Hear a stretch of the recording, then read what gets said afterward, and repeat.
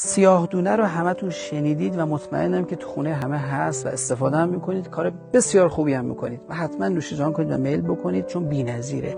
چون بیش از 240 ماده مؤثره داره که هر کدوم یه فایده برای بدن دارن و بسیار عجیب هست. سیاه‌دانه سم‌زدایی بدن، ضد سرطان، تقویت سیستم ایمنی، تقویت معده، تقویت مغز، کبد، بهبودی هضم، برای شادابی پوست و مو، ریزش مو، مثانه، پروستات، رحم، تنظیم هورمونی و بیشمار فایده داره سیاه‌دونه. اما یه خطای تکنیکی عزیزای ما دارن.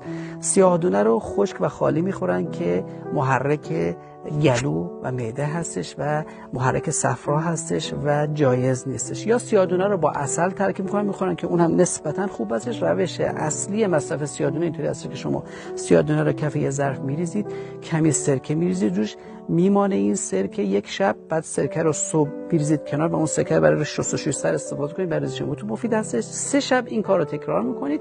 روز 4م اون سیاه‌دونه شده سیاه‌دونه مدبره و این سیاه‌دونه مدبره متعادل هستش و با تمام طبایع و مزاج‌ها سازگار هستش و بسیار مفید هستش و بی دغدغه میتونید استفادهش کنید.